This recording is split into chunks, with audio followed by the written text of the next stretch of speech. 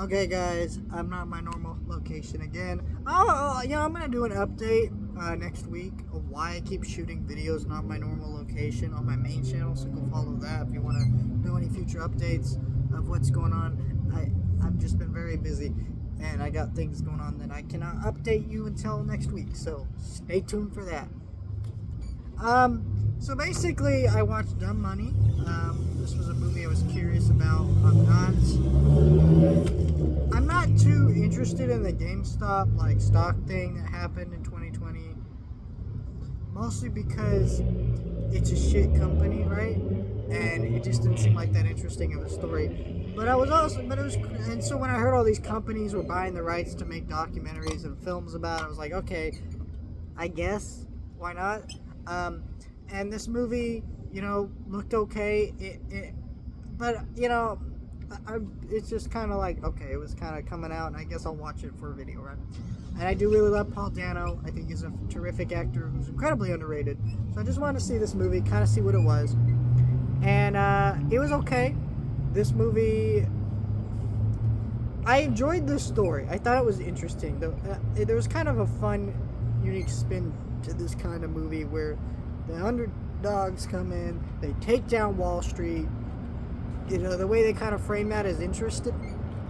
But my main problem with this movie as a whole was just the writing of was fine, but where it got an issue for me was just the framing of everything. I'm like, who's the main character? Right? I don't really know who the main character is of this movie. I would say it's Paul Dano's character, but he doesn't feel like a main character.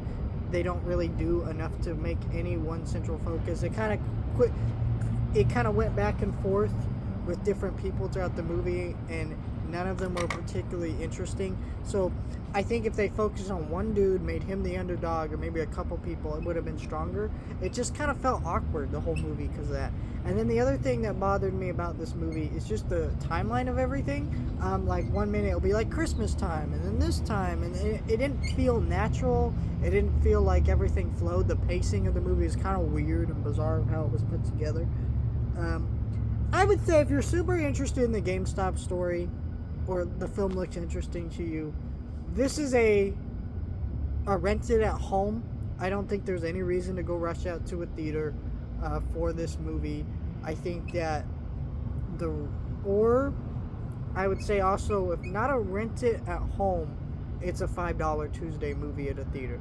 You go on a discount day, you get your discount food and discount ticket, and then you go watch the movie, right? I have a few theaters near me that do that kind of stuff, and so I don't know. I just think that that's the kind of thing. It was okay. If you're gonna watch any movie this weekend, go watch The Creator. It's a fantastic movie. I reviewed it the other day on my channel already. That's what you should be seeing. Yeah, Saw, I'm gonna go check that out, have a review up probably the same day this video goes up. But this movie is not the film that I think you need to rush out and see. That's just me personally. I did enjoy the movie for what it was, but I'm not in any rush to see it or really, I don't think anyone else should be really either.